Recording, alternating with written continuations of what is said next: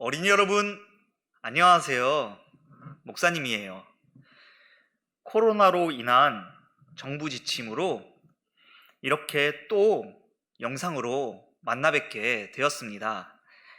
우리 지금까지 소율이문답 24문답 선지자이신 그리스도까지 우리 지난 시간에 담임 목사님 설교를 듣고 배웠는데요. 목사님이 진도를 좀 더 나갈까?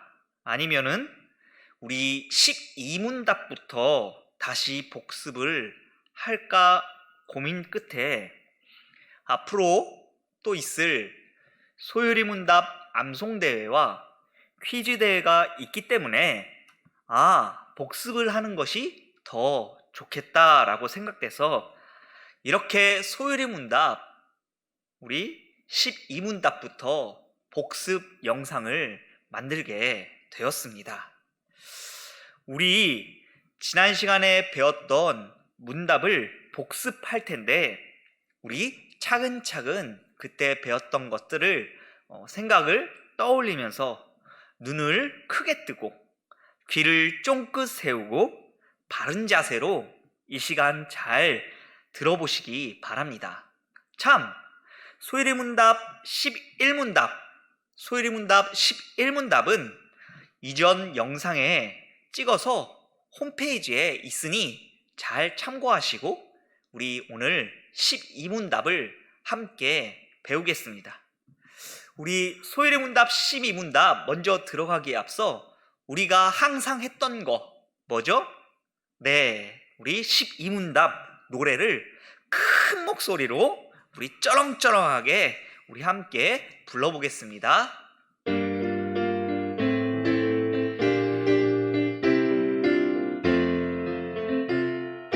사람이 지음받던 그 지위에 있을 때 그를 향한 특별한 섭리는 무언가요? 완전한 순종으로서 생명 언약을 맺고 선악을 알게 하는 나무의 열매를 먹는 것으로 사망의 벌로 금하셨습니다.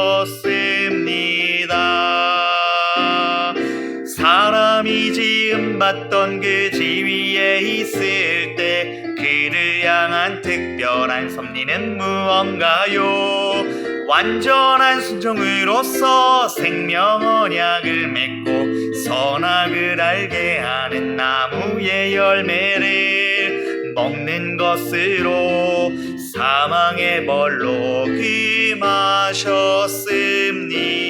금하셨습니다. 우와, 이번에 코로나가 떠나갈 듯이 쩌렁쩌렁한 목소리로 잘 따라 부르셨습니다. 어떻게 하냐고요? 목사님은 다 알아요. 사람과 사람 사이의 관계 속에서 우리는 약속을 맺으면서 살아갑니다. 사람과 사람 사이의 관계 속에서 우리는 살아가는데 그 사이에서 우리들은 서로 간의 약속을 맺으면서 살아갑니다.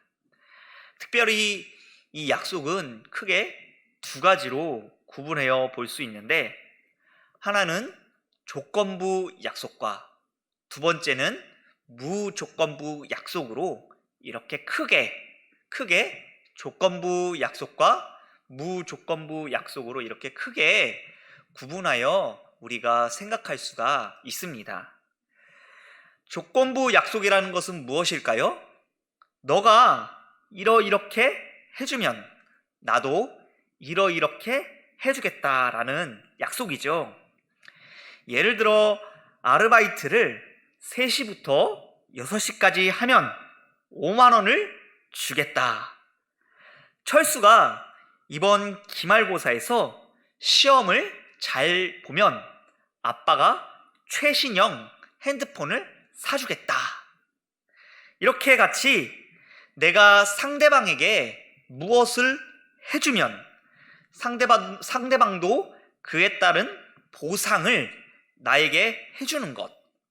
또는 반대로 내가 상대방에게 아무것도 안 해주면, 상대방의 요구를 안 할 때 상대방도 나에게 그에 대한 보상을 안 해주는 것, 하면 해주고 안 하면 안 해주고, 이것을 바로 조건부 약속이다라고 우리는 말을 합니다. 결혼도 마찬가지죠. 남자와 여자가 평생토록 다른 여자와 다른 남자를 안 보고 자기 자신만을 사랑해 주겠다라는 이런 조건적인 약속을 걸고 하는 것이 뭐죠? 결혼식입니다. 그래서 결혼도 조건적인 약속인 것이죠. 또한 나라와 나라 간에, 회사와 회사 간에, 쌍방 간에 무역과 교류를 할 때에도 이런 조건적인 약속을 합니다. 이렇게 세상에는 조건적인 약속이 많이 있죠. 두 번째로, 사람과 사람과의 관계 속에 완전하지는 않지만 바로 무조건부 약속이 있습니다. 이 무조건부 약속은 바로 조건이 없다라는 말이죠. 즉, 나의 행동과 상관없이, 아무런 조건 없이 상대방이 나에게 무엇을 해주는 것, 이것이 무조건부 약속입니다. 예를 들어 부모님이 나에게 유산을 물려주는 것, 이 약속은 내가 무엇을 잘하고 잘못하고와에 상관없이 유산을 물려주시기 때문에 바로 무조건부 약속에 포함되는 것이죠. 또한 철수가 시험을 잘 보던 잘 못 보던 아무런 상관없이 아빠가 최신형 핸드폰을 그냥 공짜로 이렇게 사주는 것, 이것이 바로 무조건부 약속입니다. 이렇게 이처럼 사람과 사람과의 사이에서 약속이 있는데, 약속을 맺으며 살아가는데 바로 두 가지의 약속, 바로 조건부 약속과 무조건부 약속, 이 두 가지의 약속을 하며 사람들은 살아가고 있습니다. 이와 같이 우리는 성경에서도 이 조건부 약속과 무조건부 약속을 찾아볼 수 있습니다. 성경에도 무조건부 약속, 조건부 약속이 이렇게 두 개 다 기록되어 있습니다. 우리 한번 찾아볼까요? 먼저 조건부 약속입니다. 출애굽기 20장 5절에서 6절 말씀입니다. 우리 큰 목소리로 함께 읽겠습니다. 시작. 그것들에게 절하지 말며 그것들을 섬기지 말라. 나 내 하나님 여호와는 질투하는 하나님인즉 나를 미워하는 자의 죄를 갚되 아버지로부터 아들에게로 3, 4대까지 이르게 하거니와 나를 사랑하고 내 계명을 지키는 자에게는 1000대까지 은혜를 베푸느니라. 하나님을 미워하면 아버지로부터 아들에게까지 3, 4대 죄 갚음을 당할 것이다. 하나님을 사랑하고 하나님의 계명을 지키는 자는 1000대까지 은혜를 베풀겠다. 사람이 하나님을 사랑하고 하나님의 계명을 지키면 복을 주고, 사람이 하나님을 사랑하지 않고 계명을 지키지 않으면 저주받는다. 이것이 조건적 약속일까요? 무조건적 약속일까요? 조건적인 약속이죠. 하나님의 계명을 지키면 복 주고 하나님의 계명을 지키지 않으면 저주받을 것이다. 네가 이렇게 하면 복 주고 이렇게 안 하면 저주받을 것이다. 오늘 본문 출애굽기 20장 5절 6절에서 이런 조건부 약속을 하나님이 체결하시는 모습을 우리는 확인할 수 있죠. 우리 또 레위기 26장 3절과 4절 말씀입니다. 같이 읽겠습니다. 시작. 너희가 내 규례와 계명을 준행하면 내가 너희에게 철 따라 비를 주리니 땅은 그 산물을 내고 밭의 나무는 그 열매를 맺으리라. 이것도 조건부 약속이죠. 하나님의 계명을 행하면 하나님께서 철에 따라 비를 주고 땅은 그 산물을 내고 밭의 나무는 열매를 맺게 된다. 너희가 이렇게 하면 이렇게 복주겠다라는 바로 조건적인 약속이 성경에 기록되어 있는 것을 우리는 이 말씀을 통해서 확인할 수 있는 것입니다. 뿐만 아니라 두 번째로 성경은 조건적인 약속뿐만 아니라 무조건적인 약속을 분명하게 성경은 기록해주고 있습니다. 우리 아브라함 아시죠? 믿음의 조상 아브라함, 창세기 등장하는 아브라함. 이 아브라함을 보면 우리는 무조건부 약속을 확인할 수가 있는 것입니다. 왜 그 수많은 사람들 중에 왜 아브라함을 택하고 의롭다라고 하시고 구원을 해주셨을까요? 아브라함이 착해서 아브라함 자체가 의로워서일까요? 아니죠. 우리 여호수아 24장 2절과 3절 말씀 함께 읽겠습니다. 시작. 여호수아가 모든 백성에게 이르되 이스라엘의 하나님 여호와께서 이같이 말씀하시기를 옛적에 너희 조상들 곧 아브라함의 아버지 나홀의 아버지 데라가 강 저쪽에서 거주하여 다른 신들을 섬겼으나 내가 너희 조상 아브라함을 강 저쪽에서 이끌어내어 가나안 온 땅에 두루 행하게 하고 그의 씨를 번성하게 하려고 그에게 이삭을 주었으며. 우리 여호수아 24장을 보면 아브라함의 집안은 무엇을 섬기는 집안이었습니까? 2절에 강 저쪽에 거주하여 다른 신들을 섬겼으나, 바로 아브라함의 집안은 다른 신, 곧 우상을 섬기는 바로 집안이었습니다. 2절 끝에 써 있죠. 다른 신들을 섬겼으나, 우상을 섬기는 집안이 바로 아브라함의 집안이었습니다. 바로 10계명, 1계명 나 외에 다른 신을 섬기지 말라라는 이 1계명을 어긴 집안이 바로 이 아브라함의 집안이었습니다. 아브라함 집은 하나님을 믿지 않는, 예수님을 믿지 않는 집안이었던 것입니다. 따라서 아브라함은 하나님 외에 다른 신을 섬기는 바로 조건적인 약속을 어겼기 때문에, 넌 못 지켰기 때문에, 아브라함은 우상을 섬겼기 때문에 그에 대한 대가로 바로 죄에 대한 형벌을 받아야 하는 것이 마땅한 것입니다. 그러나 우리는 성경을 볼 때 하나님께서 아브라함이 우상을 섬긴 거와 상관없이 아브라함을 설득시키시고 복종시키셔서 죄악의 집에서 아브라함을 끌어내시고 아브라함을 구원하여 복주심을 우리는 성경을 통해서 살펴볼 수가 있죠. 아브라함은 우상을 섬겼던 사람이었으나 하나님께서 설득하시고 복주셔서 아브라함을 의롭게 하시고 구원하시는 모습을 우리는 창세기에서 살펴볼 수가 있죠. 그래서 우리가 믿음의 조상 아브라함 이렇게 이야기를 하잖아요. 이렇게 하나님이 아브라함의 우상을 섬겼음에도 불구하고 구원하시는 모습을 우리는 성경을 통해서 찾아볼 수가 있습니다.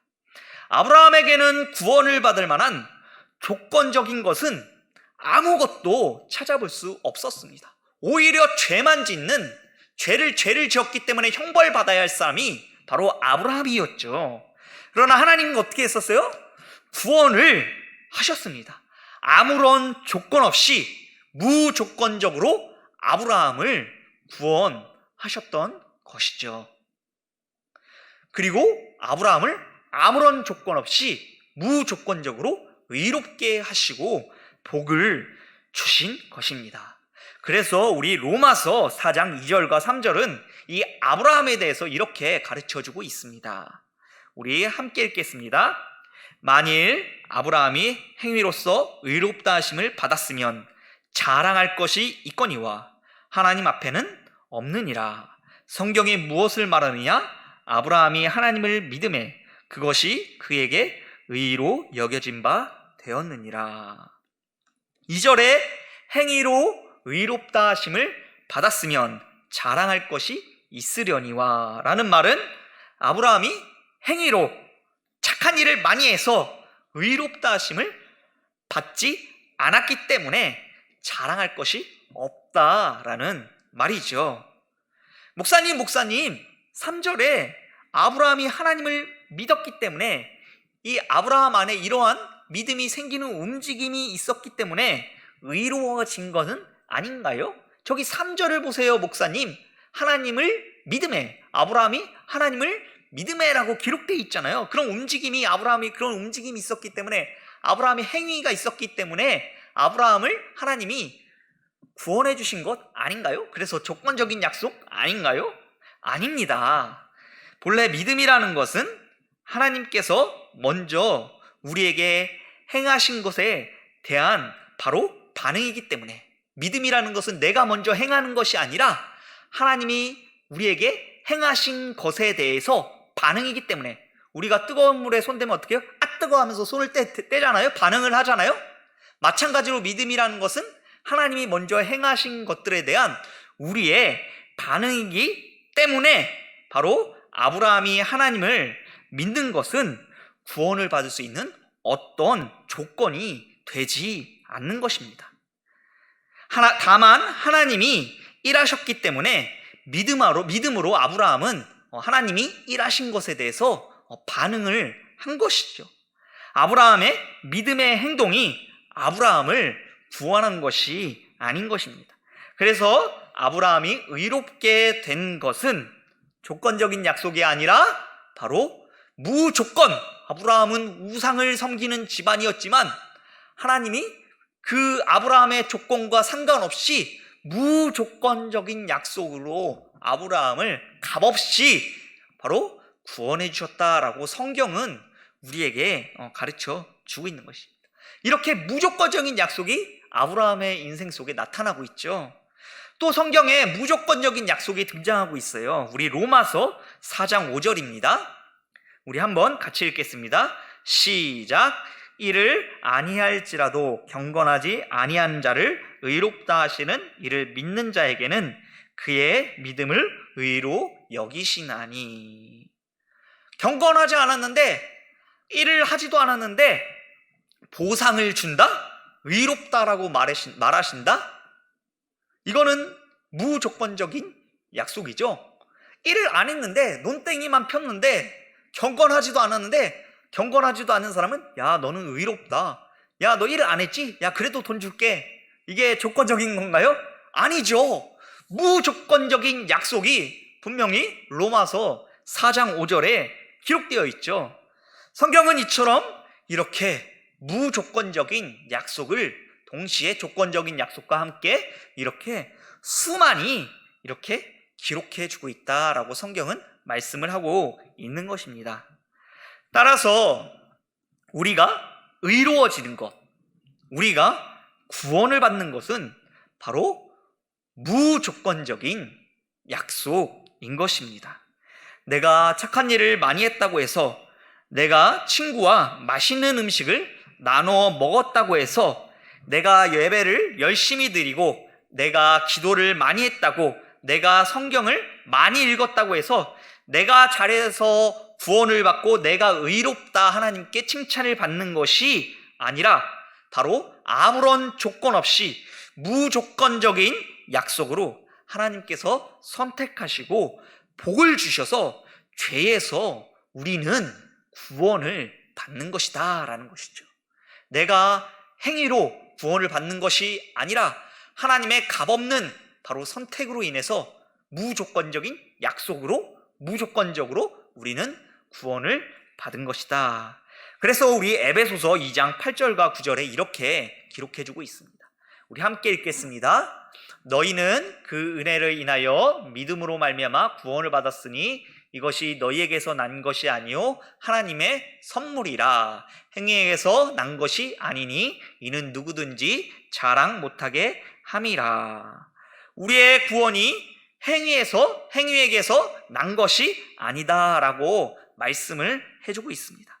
내가 무엇을 잘해서, 공부를 잘해서, 잘생겨서, 우리 아빠가 목사님이라고 해서 구원을 받고 안 해서 못 받는 것이 아니라 바로 하나님의 은혜에 의해서 우리가 믿음을 가질 수 있게 하셔서, 하나님이 행하셔서 바로 우리가 구원을 받은 것이다 라고 말씀하고 있습니다. 그리고 8절에 구원은 하나님의 선물이다 라고 말하고 있죠. 선물은 받는 거죠. 구원 역시 우리가 받는 것입니다. 우리가 의로워지는 것, 우리가 죄에서 구원받는 것, 바로 무조건적인 약속이다 라고 성경은 우리에게 말씀하고 있습니다. 자, 그런데 이 구원은 꼭 무조건적인 약속으로 보이지만 실은 이 조건적인 약속을 포함한 바로 무조건적인 약속입니다. 여기서 조금 어려울 수도 있는데요. 한번 잘 들어보세요. 구원이라는 것은 지금까지 의롭다 여기는 것은 무조건적인 약속으로 보이지만 실은 바로 조건적인 약속을 포함한 바로 무조건적인 약속이다라는 것입니다. 무슨 말입니까? 목사님, 방금 지금까지 아무런 조건 없이 우리가 선물로 공짜로 구원을 받는다라고 말씀하셨는데, 그리고 우리는 성경에서 지금까지 확인했는데 갑자기 헷갈리게 조건적인 약속을 포함한 무조건적인 약속이라고요? 무슨 말입니까? 네, 맞습니다. 맞아요. 성경도 바로 구원을 바로 무조건적인 약속으로 말씀하고 있습니다. 그런데 우리 입장에서만 봤을 때 무조건적인 약속으로 말할 수 있지만 전체적으로 하나님의 구원하시는 사역을 봤을 때, 하나님이 구원하시는 것을 봤을 때에, 전체적으로 봤을 때에 하나님께서는 바로 우리가 받아야 할 죄의 형벌을 예수 그리스도께 내리셨기 때문에 하나님께서 예수님께 우리 대신 조건적인 약속을 실행하셨기 때문에 바로 조건적인 약속을 포함한 바로 무조건적인 약속이다라고 해야 더 정확하게 말할 수 있다라는 것입니다.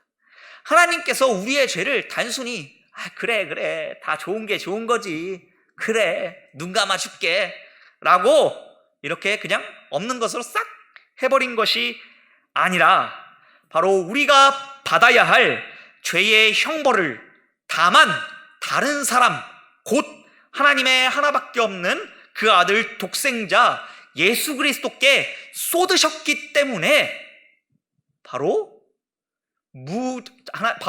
조건적인 약속은 하나님이 예수님께 행하셨기 때문에 바로 조건적인 약속을 포함한 바로 하나님이 무조건적인 약속이라는 것이죠. 예수님께서 형벌 받으셨기 때문에 그 형벌 받는 대상만 바뀐 것 뿐이지 하나님께서는 조건적인 약속을 실행시키신 것이죠. 원래 조건적인 약속대로 하면 우리가 형벌을 받아야 해요. 죄인이기 때문에. 그런데 그 조건적인 약속을 누구한테 했다고요? 예수님께 내리셨다는 거죠. 그래서 우리에게는 무조건적인 약속이 되어버린 것입니다. 그래서 하나님의 약속은 정확하게 말하면 조건적인 약속을 포함한 바로 무조건적인 약속이다라는 것입니다. 자, 그래서 우리 소요리 문답 12문 12답은 단순히 조건적인 약속만 말하는 것이 아닙니다. 우리 소요리 문답 12문 12답 한 번만 띄워주세요. 목사님이 문을 읽으면 여러분들이 답을 읽어주세요. 목사님이 문을 읽겠습니다. 하나님이 사람을 창조하시고 사람에게 특별히 섭리하신 것은 무엇입니까?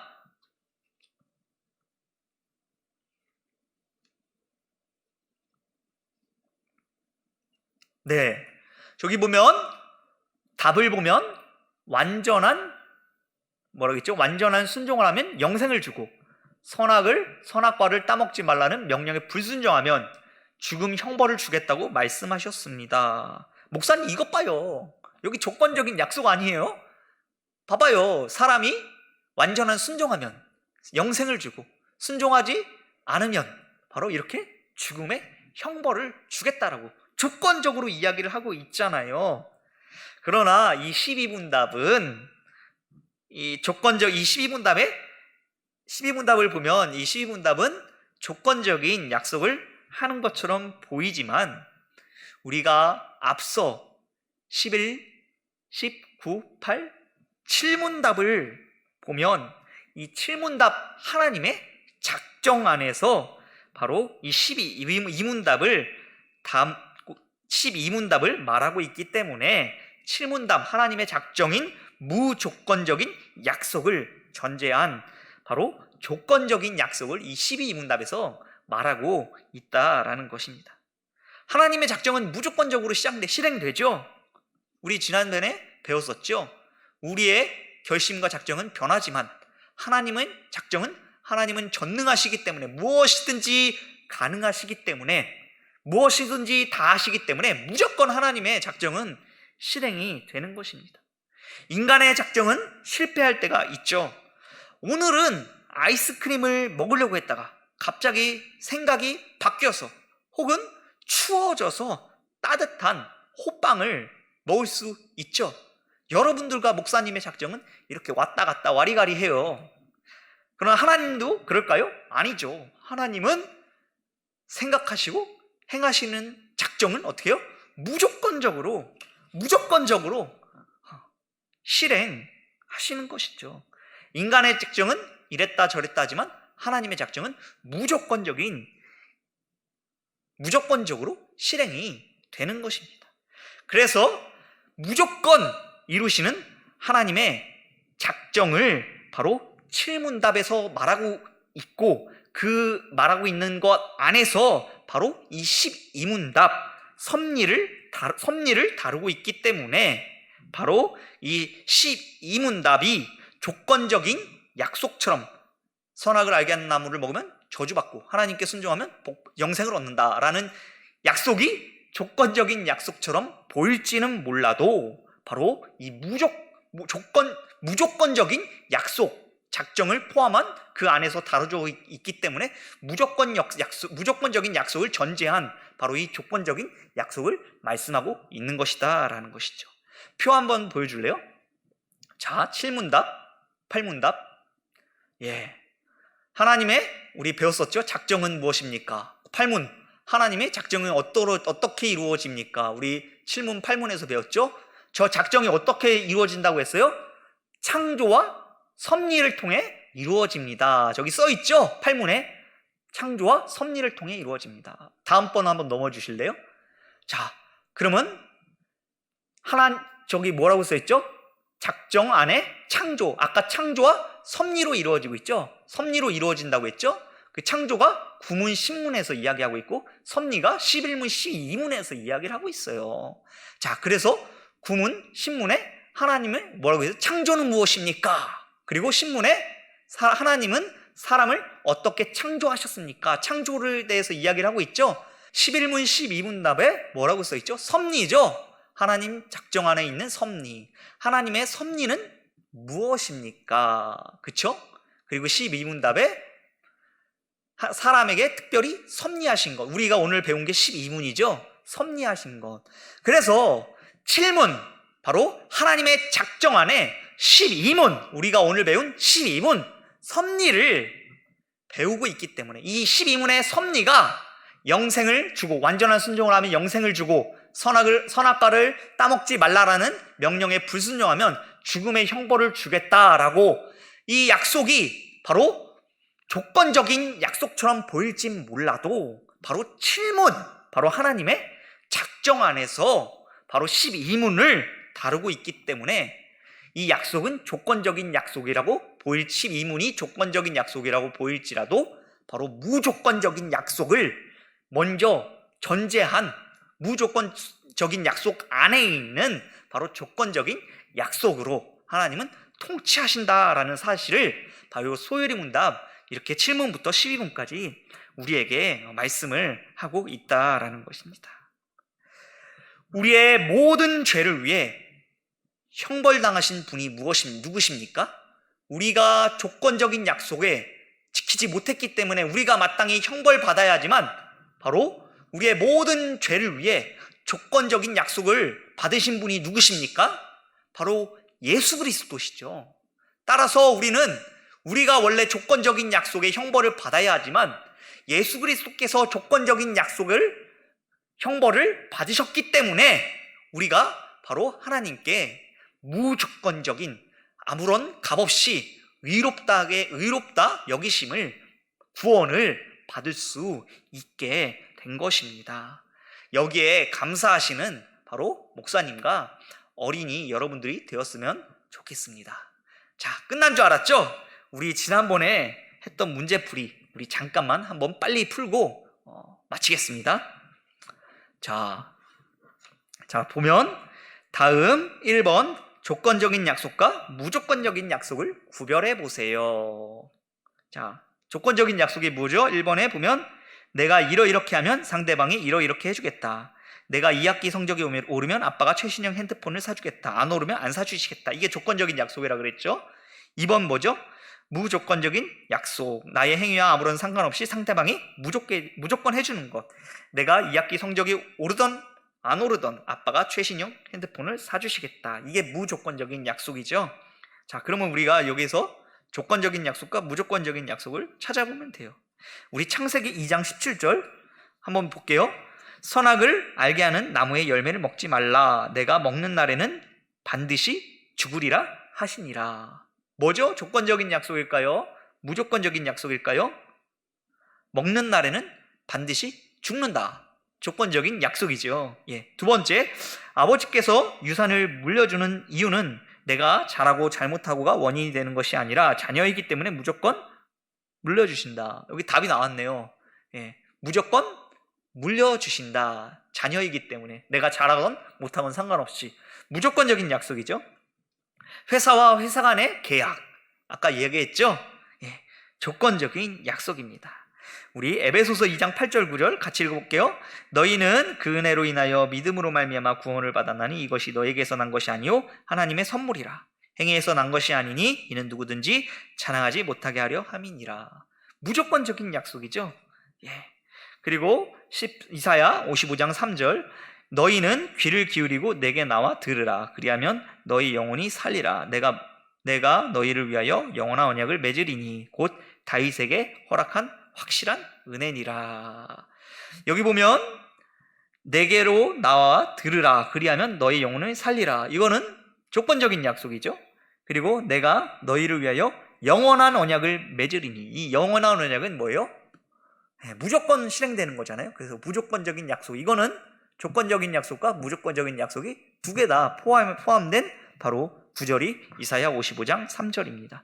자, 우리 2번 문제 한번 풀어볼게요. 자, 따라서 우리의 구원은 조건적인 약속에 의한 것입니까? 무조건적인 약속에 의한 것입니까?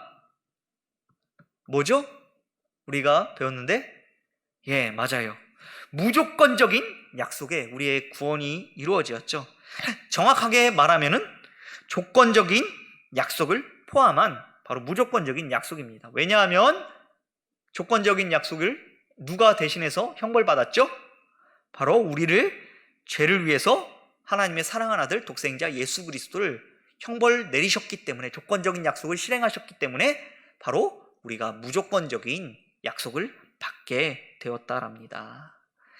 우리 날마다 우리를 값없이 아무런 조건 없이 무조건적으로 구원하신 그 하나님의 은혜를 기억하며 우리 한 주간도 감사함으로 하루하루를 살아가기 바랍니다. 그럼 다음에 또 만나요.